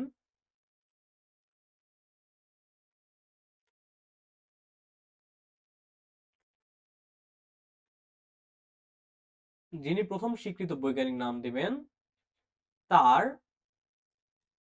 যিনি প্রথম বৈজ্ঞানিক নাম দিবেন তার কি করতে হবে, তার নাম উক্ত বৈজ্ঞানিক নামের শেষে উল্লেখ করতে হবে। উক্ত বৈজ্ঞানিক নামের শেষে যুক্ত করতে হবে। হুম, নামের শেষে যুক্ত করতে হবে, যুক্ত করতে হবে। তো দেখো আমরা টোটাল কয়টা নিয়ম পেলাম, এগুলোই ছিল বেসিক্যালি নিয়ম। যে দেখি আমরা 1 নম্বর নিয়মটা ছিল বৈজ্ঞানিক নামটা অবশ্যই দ্বিপদ বিশিষ্ট হতে হবে, আর অবশ্যই কোন ভাষায় হতে হবে, ল্যাটিন ভাষায় হতে হবে, অন্য ভাষায় হলে হবে না। তারপরটা কি হবে, যে প্রথম বৈজ্ঞানিক নামে 2টা পার্ট থাকবে, অবশ্যই প্রথমটা হবে গণের নাম, দ্বিতীয়টা হবে প্রজাতির নাম। গণের নামটা হবে নাউন, যেহেতু নাউন সেহেতু তার প্রথম লেটারটা কি হবে, প্রথম লেটারটা হচ্ছে ক্যাপিটালাইজড করতে হবে। তারপর প্রজাতিটা হচ্ছে অ্যাডজেক্টিভ, অ্যাডজেক্টিভ যেহেতু দ্যাট মিন্স এখানে সবগুলোই হচ্ছে স্মল লেটারে হবে। তারপরে যখন আমরা এটাকে কম্পিউটার টাইপ করে লিখবো তখন সেটাকে অবশ্যই ইটালিক বা বামে বাঁকিয়ে লিখতে হবে ওয়ার্ডগুলো। আর যখন হাতে লিখবো তখন অবশ্যই আন্ডারস্কোর করতে হবে বা নামের নিচে আলাদাভাবে দাগ দিতে হবে। তারপর 6 নম্বর পয়েন্টে কি হবে, যে বৈজ্ঞানিক নামের ক্ষেত্রে সেটা কি করতে হবে, যে কেউ একটা বৈজ্ঞানিক নাম দিলে সেটা ইন্টারন্যাশনাল কোনো জার্নালে প্রকাশ করতে হবে বা বৈজ্ঞানিক গবেষণাপত্রে প্রকাশ করতে হবে, যেটা অবশ্যই বিনামূল্যে পাওয়া যায় এমন কোনো একটা জায়গায় প্রকাশ করতে হবে। আর 7 নম্বর হচ্ছে যিনি স্বীকৃত বৈজ্ঞানিক নাম দিবেন তার নামটা উক্ত প্রাণীর বৈজ্ঞানিক নামের শেষে অন্তর্ভুক্ত করে দিতে হবে। বুঝতে পারছি? এগুলো ছিল বেসিক্যালি আমাদের একটা দ্বিপদ নামকরণের নিয়ম। তো এই নিয়মের ভিত্তিতে আমরা একটা প্রাণীর যদি দ্বিপদ নামকরণ করতে চাই, দেখো আমরা মানুষের ক্ষেত্রে যদি করি, যে মানুষের ক্ষেত্রে কি রয়েছে, যে হোমোসেপিয়ান্স। ওকে, করলাম, ফাইন, হোমোসেপিয়ান্স। আচ্ছা, মানুষের ক্ষেত্রে কি করলাম ভাই, হোমোসেপিয়ান্স করলাম। আচ্ছা, তো হোমোসেপিয়ান্স বৈজ্ঞানিক নামটা কে দিয়েছিলেন, দিয়েছেন হচ্ছে বিজ্ঞানী লিনিয়াস। কত সালে দিয়েছিলেন, তিনি 1758 সালে দিয়েছেন। ওকে, ফাইন। তো দেখো এটাই হচ্ছে আমাদের একটা টোটাল প্রাণীর বৈজ্ঞানিক নাম এভাবে হবে। কেমন, কি করতে হবে তাহলে, প্রথমে হচ্ছে একটা বৈজ্ঞানিক নামের ক্ষেত্রে এখানে একটা কমা দিয়ে দিতে পারি আমরা, যে প্রথমে বৈজ্ঞানিক নামটা হইতে হবে অবশ্যই দ্বিপদ বিশিষ্ট, অর্থাৎ দেখো আমরা একটা হোমো দিলাম, একটা সেপিয়েন্স দিলাম, অবশ্যই ল্যাটিন ভাষায় হতে হবে। তারপর প্রথম অক্ষরটা কি হবে, প্রথমটা হবে যেহেতু গণের নাম বা নাউন, দ্যাটস ওয়াই এটা প্রথম ওয়ার্ডটা বড় হাতের হবে, বা প্রথম যে লেটারটা বড় হাতের হবে। দেন হচ্ছে গণের নামটা, সরি, প্রজাতির নামটা যেটা হবে সেটা অবশ্যই অ্যাডজেক্টিভ, অ্যাডজেক্টিভ মিন্স সেখানে ছোট হাতের অক্ষর ইউজ করতে হবে। কেমন? তারপরে কি করতে হবে, ইটালিক হরফে লিখতে হবে, যেহেতু আমি হাতে লিখেছি তাহলে আমাকে কি করতে হবে, অবশ্যই এখানে নামের নিচে আলাদাভাবে, অর্থাৎ গণ এবং প্রজাতির নামের নিচে আলাদাভাবে দাগ দিয়ে দিতে হবে। আর বৈজ্ঞানিক নামটা কোনো স্বীকৃত জার্নালে প্রকাশ করতে হবে, যেটাতে অবশ্যই ফ্রি অফ কস্ট থাকবে, এবং যিনি স্বীকৃত বৈজ্ঞানিক নামটা দিয়েছেন, যেমন বিজ্ঞানী ক্যারোলাস লিনিয়াস যেহেতু মানুষের বৈজ্ঞানিক নাম দিয়েছেন, তাহলে তার নামটা উক্ত বৈজ্ঞানিক নামের শেষে সন সমেত উল্লেখ করে দিতে হবে। যেমন এটাই হচ্ছে একটা প্রাণীর বৈজ্ঞানিক নাম দেওয়ার অ্যাকচুয়াল নিয়ম। বুঝতে পারছি? তো যারা লাইভে আছে চাইলে স্ক্রিনশট নিয়ে রাখতে পারো, তোমাকে আমি জাস্ট সামারি করে দিয়েছি, তোমাদের বইতে অনেক বড় করে দেওয়া আছে। তো এই সামারিটা কিন্তু তোমার পরীক্ষা হলে লিখতে হবে। আর মনে রাখবা যে বৈজ্ঞানিক নাম নিয়ে কিন্তু কি বৈজ্ঞানিক নামকরণের যে নিয়ম, এখান নিয়ে গ নাম্বারে তোমার কোশ্চেন হতে পারে। কেমন? গ নাম্বারে তোমার কোশ্চেন হতে পারে। তো বুঝতে পারছি? আচ্ছা, তার পরবর্তী যদি আমরা যাই, যে দেখো আমরা যে একটা বৈজ্ঞানিক নাম দিলাম, হ্যাঁ, এখন এখান থেকে আমার কয়েকটা জিনিস খেয়াল রাখতে হবে। একটা হচ্ছে অগ্রাধিকার আইন। অগ্রাধিকার আইন মানে কি, ধরো তুমি একটা প্রাণী খুঁজে পাইলা, যে ধরো আমি হচ্ছে যে যে একটা প্রাণী খুঁজে পেলাম, আমি আমি প্রাণীটাকে দিলাম হচ্ছে ধরো আমি আম, এরকম একটা প্রাণী খুঁজে পেলাম। ওকে, জাস্ট এ মিনিট, আমি কালারটা চেঞ্জ করে নিচ্ছি। ওকে, ফাইন। দিয়েছি কি যে অনেক বলছি যে শাল না লিখলে প্রবলেম না, শাল না লিখলে প্রবলেম হবে না, শালটা এখন ম্যান্ডেটরি না। কেমন? আগের বইগুলোতে শাল লেখা থাকতো, বাট এখন শালটা সম্পূর্ণ ভাবে লিখে না অনেক জায়গায়। ওকে, শাল লেখাটা ম্যান্ডেটরি না। ওকে, তো অগ্রাধিকার আইন আইন জিনিসটা কি, ধরো যে কোনো একটা তুমি প্রাণী খুঁজে পাইছো, হ্যাঁ, যে কোনো একটা প্রাণী খুঁজে পাইছো। ধরো তুমি একটা প্রাণী খুঁজে পাইছো। ওকে, জাস্ট আমি একটা প্রাণী, ওকে, তুমি ধরো এক্স নামে একটা প্রাণী খুঁজে পাইছো, হ্যাঁ, বা এক্স নামে একটা প্রাণী খুঁজে পাইছে, এক্স নামে একটা প্রাণী খুঁজে পাইছে, এ এবং বি উভয় লোক। কেমন? এ এবং বি উভয় লোক। হ্যাঁ, এক্স নামে একটা প্রাণী এ এবং বি দুইজনই খুঁজে পাইছে। খুঁজে পাওয়ার পর কি করলো, তারা হচ্ছে দুইজনে আলাদা আলাদা ভাবে বৈজ্ঞানিক নাম দিল। হুম, ধরো এ এটার একটা বৈজ্ঞানিক নাম দিছে, আর বি ও হচ্ছে তার একটা বৈজ্ঞানিক নাম দিছে। তাহলে তখন আমরা কারটা গ্রহণ করব। কারটা গ্রহণ করব, একটা কন্ট্রাডিকশন লেগে যাবে। তখন আমরা যিনি প্রথম বৈজ্ঞানিক নামটা দিবেন, যিনি প্রথম স্বীকৃত ভাবে নামটা দিবেন, যিনি প্রথম স্বীকৃত নাম দিবেন, স্বীকৃত নাম দিবেন, তার নামটা কি হবে, তার বৈজ্ঞানিক নামটাই তারটাই গৃহীত হবে। কেমন? যিনি প্রথম স্বীকৃত বৈজ্ঞানিক দিবেন তারটাই গৃহীত হবে, অর্থাৎ আগে দিলে আগে পাবা। কেমন? এমন নীতি আর কি, তারটাই গৃহীত হবে। ওকে, ফাইন। তো বুঝতে পারছি যে অগ্রাধিকার আইনটা কি। অগ্রাধিকার আইনটা হচ্ছে কোন একটা প্রাণী, ধরো আমরা একটা প্রাণী খুঁজে পেয়েছি এক্স, সেটা হচ্ছে এ এবং বি, দুইজন হচ্ছে নামকরণ করছে। এ এবং বি এর মধ্যে দেখা গেছে যে বি তিনি হচ্ছে আগে নামকরণ করছেন, বা তিনি হচ্ছে আগে নামকরণ করে তিনি আগে জার্নালে প্রকাশ করে ফেলছেন। পরবর্তীতে এও দাবি করলো না ভাই, আমিও তো এটা নামকরণ করছি, আমিও তো জার্নালে প্রকাশ করেছি, তাহলে আমার নামটা কেন ইনক্লুড করলে না? তারপর ধরো আরেক ব্যাচেলর সি এসে ইনক্লুড হইলো, আরেকজন ডি এসে ইনক্লুড হইলো, যে আমিও তো নামকরণ করছি, আমার নামটা তাহলে নিচ্ছেন না কেন? তো এই সমস্যা সমাধান করার জন্য আমাদেরকে অগ্রাধিকার আইনে আশ্রয় নিতে হবে। অর্থাৎ একটা প্রাণীর বৈজ্ঞানিক নাম যদি একাধিক জনের কর্তৃক প্রণীত হয়, বা একাধিক জন যদি বৈজ্ঞানিক নাম দেয়, তাহলে যিনি প্রথমে স্বীকৃত নাম দিবেন তারটাই গৃহীত হবে, বাকি সবগুলো বাতিল বলে গণ্য হবে। কেমন? আচ্ছা, তারপরে দেখো কয়েকটা টার্মের সাথে একটু পরিচয় করিয়ে দিতে চাই। একটা হচ্ছে টটোনিম। টটোনিম। টটো মানে হচ্ছে সেম, আর নিম, নিম মানে হচ্ছে কি নাম। তাহলে টটোনিম কি হবে? টটোনিম হচ্ছে ধরো কোনো একটা প্রাণীর বৈজ্ঞানিক নামের যদি গণ ও প্রজাতি সমান হয়, গণ ও প্রজাতি একই হয়, গণ ও প্রজাতির নাম যদি একই হয়, বা গণ ও প্রজাতির নাম না, প্রজাতির স্পেলিং যদি একই হয়। কেমন? স্পেলিং যদি একই হয়, যদি একই হয়, তখন সেটাকে বলবো হচ্ছে আমরা টটোনিম। একই হয়, তখন সেটাকে বলবো হচ্ছে টটোনিম। কি বললাম তাহলে ভাইয়া? কোন একটা প্রাণী বৈজ্ঞানিক নামের গণ ও প্রজাতি নামের স্পেলিং বা বানান যদি সেম হয়, তখন সেটাকে বলবো আমরা টটোনিম। যেমন কি হতে পারে বলতো? যেমন ধরো যে আমরা জানি কাতলা মাছের বৈজ্ঞানিক নাম কি? ক্যাটলা, ক্যাটলা। কেমন? ক্যাটলা, ক্যাটলা। কাতলা মাছের বৈজ্ঞানিক নাম হচ্ছে ক্যাটলা, ক্যাটলা। এখানে দেখো তো কি হয়েছে ভাই, এই যে গণর নাম ক্যাটলা এবং প্রজাতির নাম দুইটা কি সেম না? দুইটা সেম তো, হ্যাঁ সেম। দ্যাট মিন্স তারা হচ্ছে পরস্পর, সেটাকে আমরা কি বলতে পারি? সেটাকে বলতে পারি আমরা টটোনিম। বুঝতে পারছি? টটোনিম কাকে বলবো? যখন কি হবে, কোন একটা প্রাণী বৈজ্ঞানিক নামের গণ এবং প্রজাতির স্পেলিং বা বানানটা সেম হবে, তখন সেটাকে বলবো হচ্ছে আমরা টটোনিম। ওকে, আচ্ছা। পরবর্তীতে একটা টার্ম হচ্ছে হোমোনিম। জিনিসটা কি? হোমোনিম জিনিসটাকে দেখো, হোমো, হোমো মানে কি ভাই? হোমো মানে কি? হোমো মানে হচ্ছে সেম, তাই না? হোমো মানে হচ্ছে সেম, অর্থাৎ কোন দুইটা প্রাণীর বৈজ্ঞানিক নামের বানান যদি সেম হয়। কেমন? আচ্ছা, তাহলে কি বললাম ভাইয়া? সরি, নট দুইটা প্রাণী, দুইটা টেক্সা। আমরা যে একটু আগে টেক্সা পড়েছি না, ট্যাক্সল পড়েছি না, র্যাঙ্ক, দুটো র্যাঙ্ক, হ্যাঁ, আহ, দুটো র্যাঙ্ক বা ট্যাক্সা। ট্যাক্সা মানে কি? ওই যে শ্রেণীবিন্যাসের স্তরগুলো যে রয়েছে, ট্যাক্সার বানান যদি সেম হয়, বানান যদি সেম হয়, কোন দুটি টেক্সটের বানান যদি সেম হয় তখন সেটাকে আমরা কি বলবো? তখন সেটাকে বলবো হচ্ছে আমরা হোমোনিম। তখন সেটাকে বলবো হচ্ছে আমরা হোমোনিম। কেমন? হোমোনিম। তো এই সমস্যার সমাধানের ক্ষেত্রে উপায় কি বলতো? এই সমস্যার সমাধানের ক্ষেত্রে উপায় হচ্ছে, এই সমস্যার সমাধানের ক্ষেত্রে উপায় হচ্ছে, এখানে হচ্ছে দেখো, যেহেতু একটা জিনিস সেম হয়ে গেছে, যদি সেম হয় তখন আমরা কি করি? আমরা একটু আগে দেখে আসছিলাম, কি করি?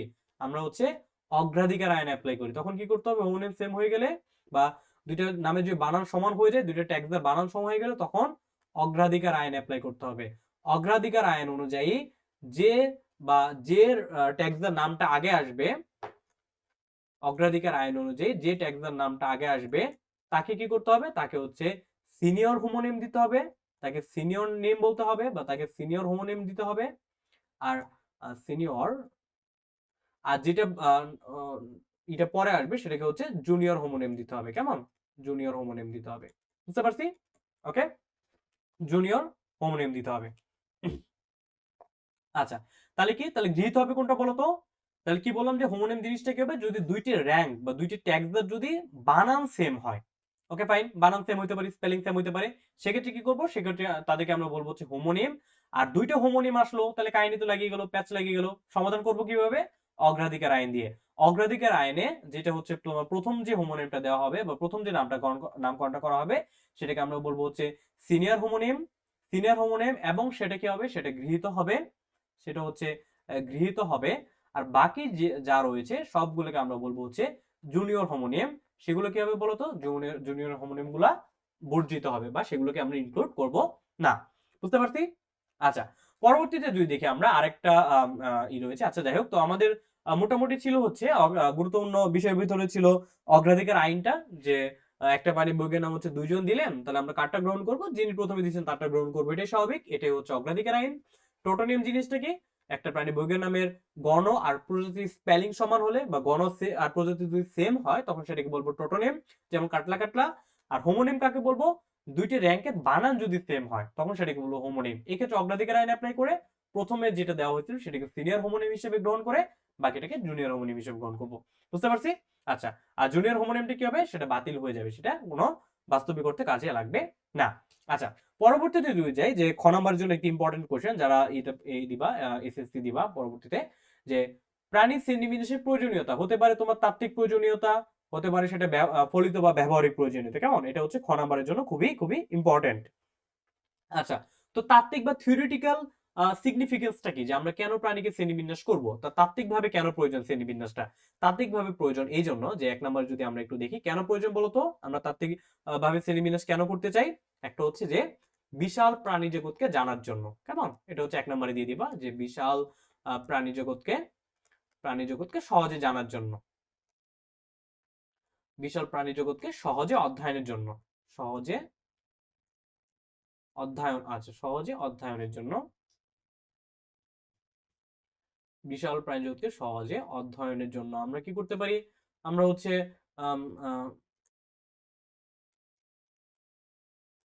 অধ্যয়নের জন্য আমরা হচ্ছে কি করতে পারি? প্রাণী শ্রেণীবিন্যাস করতে পারি। এটা একটা আমাদের প্রয়োজনীয়তা। তাছাড়া কি হইতে পারে বলতো? এই যে সহজে অধ্যয়নের জন্য দিতে পারি, এটার ভিতরে আরেকটা ইনক্লুড হয়ে গেছে। ওকে, তারপর হচ্ছে আহ বিভিন্ন বিভিন্ন প্রাণী প্রজাতির, বিভিন্ন প্রাণী প্রজাতির কি জানা যায় বলতো? বিভিন্ন প্রাণী প্রজাতির বংশগত তথ্য জানার জন্য। কেমন? বংশগত তথ্য উপাত্ত জানার জন্য আমরা তথ্য উপাত্ত অর্জনের জন্য আমরা কি করতে পারি? আমরা শ্রেণীবিন্যাস করতে পারি। ওকে, তথ্য উপাত্ত অর্জনের জন্য শ্রেণীবিন্যাস করতে পারি। এটা আমাদের একটা থিওরিটিক্যাল একটা অ্যাপ্লায়েন্স বা থিওরিটিক্যাল একটা প্রয়োজনীয়তা। ৩ নম্বরে কি হইতে পারে বলতো? ৩ নম্বরে কি হইতে পারে? যে হচ্ছে আমরা বিবর্তনিক ধারাটা যদি নির্ণয় করতে চাই, কেমন? আমরা হচ্ছে জাস্ট এ মিনিট, বিবর্তনিক ধারা নির্ণয়ের ক্ষেত্রে আমরা শ্রেণীবিন্যাসের প্রয়োজনীয়তা রয়েছে। বিবর্তনিক ধারা নির্ণয়ের ক্ষেত্রে শ্রেণীবিন্যাস করতে পারি। ৪ নম্বরের ক্ষেত্রে কি করতে পারি আমরা বলতো? আর কি তোমার থিওরিটিক্যাল থাকতে পারে, প্রয়োজনীয়তা থাকতে পারে ৪ নম্বরের ক্ষেত্রে? আচ্ছা, ৪ নম্বরের ক্ষেত্রে আমরা বলতে পারি যে তোমার দেখো, আচ্ছা ৩ ৪ সব বাংলা ইংলিশ মিলে গেছে। আচ্ছা যাই হোক, ৪ নম্বরের ক্ষেত্রে দিতে পারি যে তোমার ধরো নতুন প্রজাতি শনাক্তকরণের ক্ষেত্রে দিতে পারি, তাই না? আমরা নতুন একটা প্রজাতি পেলাম খুঁজে, সেটাকে হচ্ছে আমরা কিভাবে শনাক্তকরণ করবো, সেটা হচ্ছে একটা ফ্যাক্টর শ্রেণী বিন্যাসের ক্ষেত্রে। তাহলে নতুন প্রজাতি শনাক্তকরণের ক্ষেত্রে আমরা শ্রেণী বিন্যাস করতে পারি, নতুন প্রজাতি শনাক্তকরণের ক্ষেত্রে আমরা শ্রেণী বিন্যাস করতে পারি। কেমন? তো এগুলো ছিল মোটামুটি আমাদের তাত্ত্বিক প্রয়োজনীয়তা, যে কি করতে হবে, বিশাল প্রাণী জগৎকে সহজে অধ্যয়নের জন্য আমরা শ্রেণীবিন্যাস করতে পারি, বিভিন্ন প্রাণী প্রজাতির বংশগত তথ্যপত্র অর্জনের জন্য বা তথ্যপত্র নিয়ে রিসার্চ করার জন্য আমরা প্রাণী শ্রেণীবিন্যাস করতে পারি। তাই হচ্ছে প্রাণীর বিবর্তনিক যে ধারাটা রয়েছে সেটা নির্ণয়ের জন্য আমরা শ্রেণীবিন্যাস করতে পারি। তারপর হচ্ছে নতুন কোনো প্রজাতি শনাক্তকরণের ক্ষেত্রেও আমরা এই শ্রেণীবিন্যাসটা করতে পারি। এগুলো ছিল শ্রেণীবিন্যাসের তাত্ত্বিক বা থিওরিটিক্যাল প্রয়োজনীয়তা। কেমন? আচ্ছা, তো এখন যদি দেখি যে ভাই তাহলে ফলিত প্রয়োজনীয়তা বলতে কি কি রয়েছে, অর্থাৎ আমাদের ব্যবহারিক ক্ষেত্রে কি কি রয়েছে। একটা হচ্ছে যে তোমার যেমন হচ্ছে কৃষি ক্ষেত্রে ব্যবহারিকের মধ্যে আমরা খুব সহজভাবে দিব যে কৃষি ক্ষেত্রে এর প্রয়োগ রয়েছে, কৃষি ক্ষেত্রে প্রয়োগ রয়েছে। কেমন? কৃষি ক্ষেত্রে প্রয়োগ রয়েছে শ্রেণীবিন্যাসের মাধ্যমে যে কৃষি ক্ষেত্রে প্রয়োগ করা যায়। দেন হচ্ছে এটা আমরা হচ্ছে যে কি করতে পারি, আমাদের জন্য উপকারী প্রাণী বাছাইয়ের ক্ষেত্রে আমরা শ্রেণীবিন্যাস করতে পারি, তাই না? আমাদের জন্য উপকারী প্রাণী প্রজাতি বাছাই করতে পারি। ওকে, উপকারী প্রাণী প্রজাতি বাছাইয়ের জন্য আমরা শ্রেণীবিন্যাস করতে পারি। তারপর কিসের ক্ষেত্রে করা যায় বলতো? উপযুক্ত প্রাণী প্রজাতি বাছাইয়ের পাশাপাশি ধরো তুমি একটা শ্রেণীবিন্যাস করলা, সেখান থেকে তুমি আর কি পাবা, সেখান থেকে হচ্ছে যে তুমি একটা নির্দিষ্ট একটা বন্য প্রজাতির একটা প্রাণী পাইলা, যেটা হচ্ছে কি হচ্ছে, যেটা তোমার বিলুপ্ত হয়ে যাচ্ছে। তাহলে তুমি কি করতে পারো, যে বিলুপ্ত প্রায় প্রাণী সংরক্ষণের জন্য করতে পারো। কেমন? তাহলে কি লিখতে পারি আমরা 3 নাম্বারটা, বিলুপ্ত প্রায় প্রাণী সংরক্ষণের ক্ষেত্রে আমরা শ্রেণীবিন্যাসটা কাজে লাগাতে পারি, প্রাণী সংরক্ষণের ক্ষেত্রে করতে পারি আমরা। ওকে, তারপরে কি কি বলা যায় বলতো? তারপর হচ্ছে ওই যে আমাদের যে ভূগোল যে তোমার ভূতাত্ত্বিক ঘটনাবলী বিশ্লেষণের ক্ষেত্রে। ওকে, তাহলে আমরা কি বলতে পারি, ভূতাত্ত্বিক ঘটনা বিশ্লেষণের ক্ষেত্রে আমরা প্রাণী শ্রেণীবিন্যাসটা কাজে লাগাতে পারি। ভূতাত্ত্বিক ঘটনা বিশ্লেষণের ক্ষেত্রে আমরা শ্রেণীবিন্যাসটা প্র্যাকটিক্যালি কাজে লাগাতে পারি। তাছাড়া কিভাবে করতে পারি বলতো? আমরা জানি যে আমাদের হচ্ছে কি দরকার, প্রচুর পরিমাণে খাদ্য চাহিদা দরকার, তাই না? যে আমাদের যে ইনক্রিজিং যে এটা রয়েছে, অর্থাৎ পপুলেশন যত বাড়তেছে তত খাদ্য চাহিদা বাড়তেছে। তাহলে খাদ্য চাহিদা বাড়ার পাশাপাশি আমরা কিসের উপর ডিপেন্ডেন্ট হচ্ছি, আমরা কৃত্রিম প্রজননের উপর ডিপেন্ডেন্ট হচ্ছি, তাই না? তাহলে হচ্ছে কি যে তোমার পশু পাখির কৃত্রিম প্রজননের ক্ষেত্রে আমরা এই শ্রেণীবিন্যাসটা অ্যাপ্লাই করতে পারি। কেমন? শ্রেণীবিন্যাসের যে নলেজটা রয়েছে সেটা অ্যাপ্লাই করতে পারি। তাহলে পশু পাখির কৃত্রিম প্রজননের ক্ষেত্রে এই শ্রেণীবিন্যাসের নলেজটা অ্যাপ্লাই করা যায়। কেমন? কৃষি ক্ষেত্রে পশু পাখির কৃত্রিম প্রজননের ক্ষেত্রে অ্যাপ্লাই করা যায়। প্রজননের ক্ষেত্রে এই শ্রেণীবিন্যাসটা প্রয়োজন রয়েছে। বুঝতে পারছি? তাহলে এগুলো ছিল বেসিক্যালি আমাদের তাত্ত্বিক, এবং পরবর্তীতে আমরা শিখলাম হচ্ছে শ্রেণীবিন্যাসে কি কি ফলিত বা ব্যবহারিক প্রয়োজনীয়তা রয়েছে। কেমন? এটা খ নাম্বার জন্য খুবই ইম্পর্টেন্ট। তোমরা যারা পরবর্তীতে এসএসসি পরীক্ষা দেবে এটা একটু অবশ্যই শিখে রাখবে। বুঝতে পারছি? আচ্ছা, পরবর্তীতে দেখি যে আমরা তো মোটামুটি শ্রেণীবিন্যাস নিয়ে একটু একটু প্রিলিমিনারি কথাবার্তা বললাম। তারপর হচ্ছে RH হুইটেকারের একটা 5 রাজ্য শ্রেণীবিন্যাস করলাম। আচ্ছা, RH হুইটেকারে 5 রাজ্য শ্রেণীবিন্যাসে আমরা 5 নাম্বার যে রাজ্য দেখেছিলাম সেটাকে আমরা বলেছিলাম অ্যানিমেলিয়া, যার ভিতর পৃথিবীর সমস্ত প্রাণীকে ইনক্লুড করা হয়েছিল। কেমন? আচ্ছা, তো এই অ্যানিমেলিয়া রাজ্যের অধীনে যেহেতু সমস্ত প্রাণীকে ইনক্লুড করা হয়েছে, এবং এই অ্যানিমেলিয়া রাজ্য নিয়ে আমাদের পড়া, কারণ আমরা পড়তেছি প্রাণী জগতের শ্রেণীবিন্যাস, তাহলে এই অ্যানিমেলিয়া রাজ্যের অধীনে আর কি কি রয়েছে সেটা একটু জানাটা প্রয়োজন। ওকে, তো দেখো ভাই, অ্যানিমেলিয়া যে রাজ্য রয়েছে আমরা যদি একটু লিখি, অ্যানিমেলিয়া যে রাজ্য রয়েছে তার অধীনে টোটাল পর্ব রয়েছে আমাদের 33টা। কেন? কারণ আমরা জানি যে আমাদের রাজ্যের পরে আসে কোনটা, পর্ব। শ্রেণীবিন্যাসের রাজ্যের পরবর্তী ধাপ হচ্ছে পর্ব। তাহলে অ্যানিমেলিয়া রাজ্যের অধীনে টোটাল প্রায় আমাদের 33টা পর্ব রয়েছে। কেমন? 33টা পর্ব রয়েছে। এই 33টা পর্ব, এই 33টা পর্বের ভিতরে আবার দুইটা টাইপের পর্ব রয়েছে। একটাকে বলে হচ্ছে আমরা মেজর ফাইলাম বা মেজর পর্ব, মেজর পর্ব, আর এক পর্বকে বলি হচ্ছে আমরা মাইনর পর্ব। কেমন? মেজর পর্ব এবং মাইনর পর্ব। ওকে, তো মেজর পর্বের ভিতরে কি কি রয়েছে বলতো? মেজর পর্বের ভিতর রয়েছে আমাদের টোটাল মেজর পর্বের ভিতর রয়েছে আমাদের 9টা পর্ব, 9টি পর্ব। আর মাইনর পর্বের ভিতর রয়েছে আমাদের বাকি কয়টা, 33 থেকে 9 গেলে থাকে হচ্ছে 24টা পর্ব। কেমন? মাইনর পর্বের ভিতর রয়েছে 24টা পর্ব। ওকে, ফাইন। তো মাইনর পর্ব কেন বলছি আমরা এগুলোকে বলতো? কেন মাইনর পর্ব বলছি? মাইনর পর্ব বলছি কেন? কারণ হচ্ছে এদের হয়তো বা কয়েকটা ক্রাইটেরিয়া হইতে পারে। 1 নম্বর হইতে পারে কি, এদের প্রজাতির সংখ্যা কম। এতে হচ্ছে কি হতে পারে, প্রজাতির সংখ্যা কম, প্রাণীর প্রজাতির সংখ্যা কম, প্রাণীর প্রজাতির সংখ্যা কম। কম মানে কত? কম মানে হচ্ছে আমাদের বই তত্ত্ব অনুযায়ী লেস দেন 5,000, কেমন, লেস দেন 5,000 হতে পারে। তারপর কি হতে পারে বলতো, কেন মাইনর বলছি? আরেকটা কারণ কি হতে পারে? আরেকটা কারণ হতে পারে হচ্ছে এতে কি, এরা আমাদের কম গুরুত্বপূর্ণ বা আমাদের বাস্তু সংস্থানগত ভাবে বা আমাদের জন্য কম গুরুত্বপূর্ণ, সেজন্য এগুলোকে আমরা বলছি হচ্ছে মাইনর পর্ব, কেমন, কম গুরুত্বপূর্ণ। Okay fine. তো যেহেতু আমরা মাইনর পর্ব আইডেন্টিফাই করে ফেললাম 24টা পর্ব, বাকি থাকলো 9টা মেজর পর্ব। 9টা মেজর পর্ব কেন আমরা এগুলোকে মেজর পর্ব বলছি, তার কারণটা হচ্ছে এই যে মাইনর পর্বের কারণে উল্টোগুলা, অর্থাৎ এখানে প্রজাতির সংখ্যা হবে বেশি, এখানে এগুলো কি হবে, এগুলো হচ্ছে শ্রেণীতাত্ত্বিক ভাবে অধিক গুরুত্বপূর্ণ হবে। এখন দেখো এই যে 9টা মেজর পর্বের কথা বললাম না, এই 9টা মেজর পর্বকে আবার আমরা দুইটার ক্রাইটেরিয়ার অধীনে ফেলতে পারি। দুইটা ক্রাইটেরিয়ার অধীনে, একটাকে বলবো হচ্ছে কি, আমরা বলবো হচ্ছে কোঅর্ডিনেট, আর থাকবে হচ্ছে নন কোঅর্ডিনেট। কি থাকবে ভাই? নন কোঅর্ডিনেট। কিসের উপর ভিত্তি করে? নটোকর্ডের উপর ভিত্তি করে। এগুলো নিয়ে বিস্তারিত আমরা পরবর্তীতে পাবো। যাই হোক, তো নন কোঅর্ডিনেট পর্বের সংখ্যা হচ্ছে কয়টা? নন কোঅর্ডিনেট পর্বের সংখ্যা হচ্ছে 8টা, আর কোঅর্ডিনেট হচ্ছে কয়টা? কোঅর্ডিনেট হচ্ছে একটা। টোটাল 9টা পর্ব। Okay fine. তো তাহলে আমরা মোটামুটি বুঝলাম যে আমাদের অ্যানিমেলের যে রাজ্য ছিল তার অধীনে টোটাল 33টা পর্ব। সেই 33টা পর্বের ভিতরে 9টা হচ্ছে মেজর পর্ব আর হচ্ছে 24টা মাইনর পর্ব। কেন মেজর? কারণ হচ্ছে প্রজাতির সংখ্যা বেশি, আর এগুলো হচ্ছে আমাদের শ্রেণীতাত্ত্বিক ভাবে বা আমাদের যে প্র্যাকটিক্যাল লাইফে খুব ইম্পর্টেন্ট। ওকে, কেন মাইনর পর্ব বললাম এগুলোকে? কারণ এদের প্রজাতির সংখ্যা হচ্ছে কম। কত কম? 5,000-এর কম। আর হচ্ছে এরা আমাদের শ্রেণীতাত্ত্বিক ভাবে বা আমাদের যে প্র্যাকটিক্যাল লাইফে কম ইম্পর্টেন্ট বা কম গুরুত্বপূর্ণ। Okay fine. তারপরে মেজর পর্বের ভিতরে আমরা বললাম যে নটোকর্ডের উপস্থিতি অনুপস্থিতির উপর ভিত্তি করে আমরা পেলাম হচ্ছে একটা কোঅর্ডিনেট পর্ব, আর বাকি 8টা হচ্ছে নন কোঅর্ডিনেট। যদিও আমরা এগুলো নিয়ে বিস্তারিত ভবিষ্যতে পড়াশোনা করব, কেমন? আচ্ছা, তো তারপর যদি দেখি আমরা মেজর ফাইলাম গুলো নিয়ে যদি একটু, এখানে আমি একটু লিখে রেখেছি, দেখো মেজর ফাইলাম গুলোর ভিতরে কি কি রয়েছে। মেজর ফাইলাম গুলোর ভিতরে রয়েছে ফাইলাম 1 থেকে ফাইলাম 9। ওকে, ফাইলাম 1 থেকে ফাইলাম 8 পর্যন্ত যে 8টা ফাইলাম রয়েছে, এই 8টা ফাইলামকে আমরা বলতেছি নন কর্ডাটা। কেন কর্ডাটা বলছি বলতো ভাই এখানে? কারণ এদের কি নেই, এদের নটোকর্ড নেই, কেমন, এদের নটোকর্ড নেই। এখন নটোকর্ড জিনিসটা কি, এটা গত ক্লাসে আমি বলে আসছি, তোমরা ক্লাসটা দেখে নিলে আশা করি এটা নিয়ে আইডিয়া ক্লিয়ার হয়ে যাবে, কেমন? তাহলে কেন নন কর্ডেড বলছি? কারণ এদের কোনো নটোকর্ড নেই। আর কর্ডাটা কি? কর্ডাটা মিন্স হচ্ছে এদের নটোকর্ড উপস্থিত, তাই না? কারণ এদের নটোকর্ড রয়েছে, নটোকর্ড উপস্থিত রয়েছে। Okay fine. তাহলে নটোকর্ড উপস্থিত অনুপস্থিতির ভিত্তিতে আমরা নন কর্ডেট আর কর্ডেটে ক্লাসিফাই করেছি। নন কর্ডেট প্রথম 8টা পর্ব, অর্থাৎ phylum 1 Porifera, phylum 2 Cnidaria, phylum 3 Platyhelminthes, phylum 4 Nematoda, phylum 5 Mollusca, phylum 6 Annelida, phylum 7 Arthropoda, phylum 8 Echinodermata, and last যে 9 নাম্বার ফাইলাম যেটা হচ্ছে নটোকর্ড উপস্থিতি ভিত্তিতে যাদের নটোকর্ড রয়েছে সেটাকে আমরা বলতেছি কর্ডাটা, কেমন?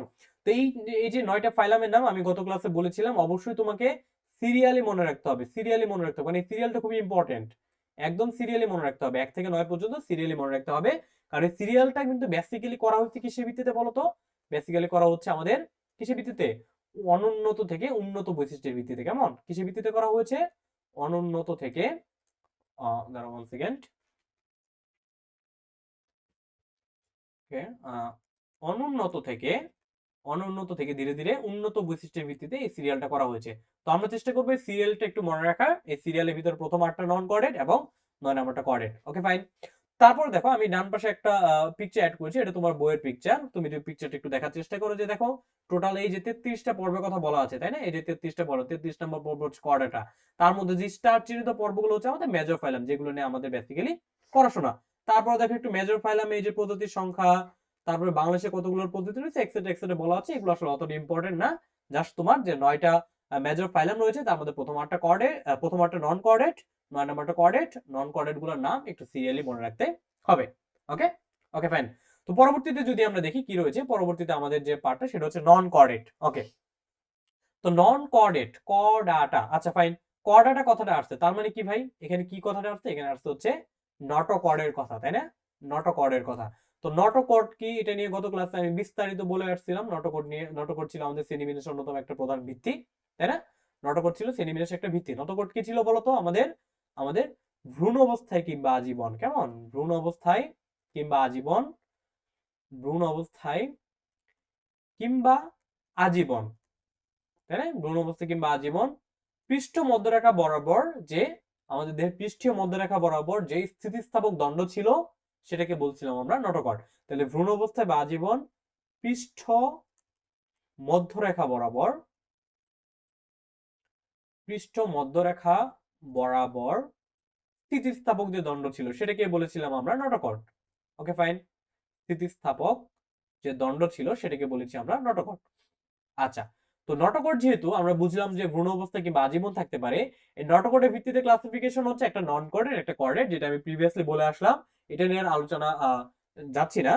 তো নন কর্ডেট যে পর্বগুলো রয়েছে সেগুলো কিছু বেসিক বৈশিষ্ট্য রয়েছে, এই বৈশিষ্ট্যগুলো আসলে তোমার একটু জানতে হবে। কেমন? তো নন কর্ডেট পর্ব কয়টা ভাই? নন কর্ডেট পর্ব হচ্ছে 1 থেকে 8টা, তাই না?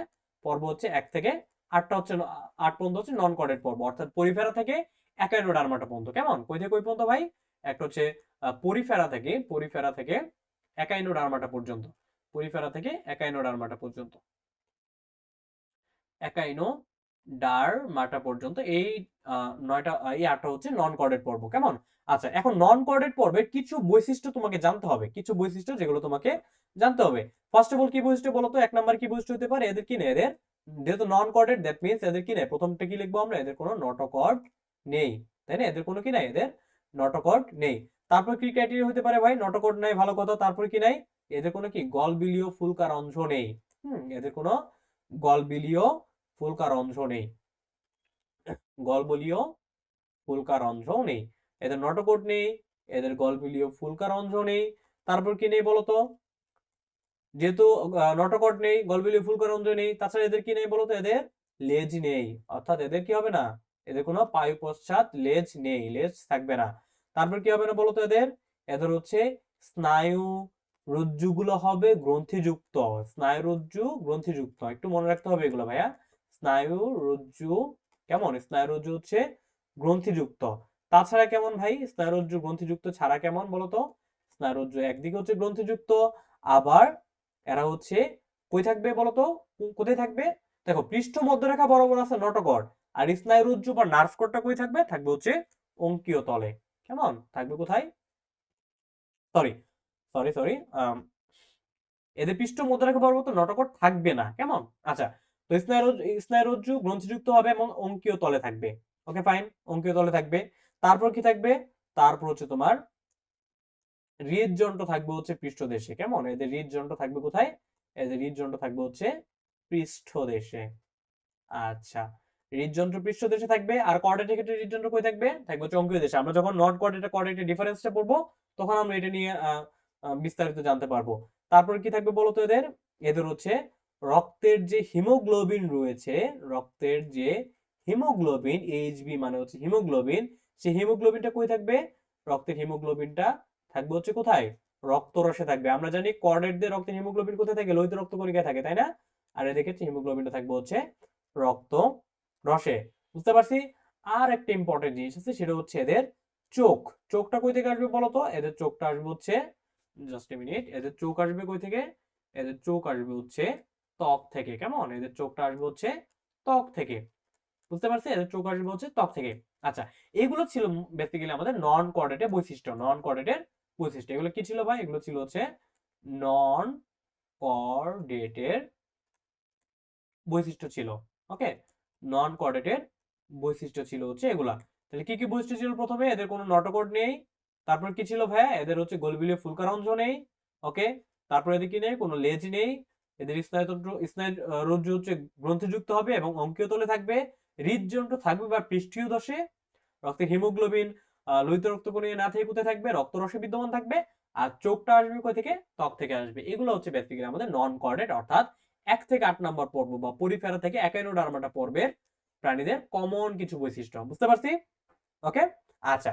তো তারপরে রয়েছে আমাদের যে নন কর্ডেট ছাড়া হচ্ছে কর্ডেট, যেটা নিয়ে আমরা একদম নেক্সট ক্লাসে আলোচনা করব। তো যাই হোক, নন কর্ডেট নিয়ে আমরা মোটামুটি যে এদের যে মেইন ক্যারেক্টারিস্টিক গুলো পড়লাম, অর্থাৎ পরিফেরা থেকে শুরু করে একাইনোডার্মাটা পর্যন্ত যে নন কর্ডেট যে পর্বগুলো রয়েছে এদের বেসিক কিছু বৈশিষ্ট্য সম্পর্কে জানলাম। নেক্সট ক্লাসে ইনশাআল্লাহ আমরা চেষ্টা করব পরিফেরা পর্ব দিয়ে শুরু করার। এভাবে পরিফেরা, নিডারিয়া, প্লাটি হেলমিনথেস থেকে শুরু করে প্রত্যেকটা পর্ব নিয়ে আমরা ইন ডিটেইলস আলোচনা করব, চিত্র সহকারে। যেখানে চিত্র দরকার, যেখানে ন্যামোনিক্স দরকার, সেটা সেভাবেই কভার আপ করার চেষ্টা করবো ইনশাআল্লাহ। তো যাই হোক, অনেক প্রতিকূলতার ভিতরে আজকে ক্লাসটা হলো, তার মধ্যে কোনো ভুলভ্রান্তি হয়ে থাকলে অবশ্যই সেটা ক্ষমা দৃষ্টিতে দেখবে। আর হচ্ছে যারা এখনো টুটুলস একাডেমি ফেসবুক গ্রুপে জয়েন করো নাই, ইউটিউব থেকে ভিডিওটা দেখতেছো, তোমরা ডেসক্রিপশন বক্সে লিংকটা পেয়ে যাবে, এখান থেকে জয়েন করে নিও। আর হচ্ছে আমাদের ইউটিউব চ্যানেলটা তো অবশ্যই সাবস্ক্রাইব করে দিও। আর দেখা হবে নেক্সট ক্লাসে, ততক্ষণ পর্যন্ত ভালো থেকো, সুস্থ থেকো, সবার জন্য দোয়া রইলো। এবং সবার জন্য দোয়া রইলো, এবং হচ্ছে আমার জন্য দোয়া করিও। দেখা হবে নেক্সট ক্লাসে, ভালো থেকো, সুস্থ থেকো। আসসালামু আলাইকুম ওয়া রাহমাতুল্লাহি ওয়া বারাকাতুহু।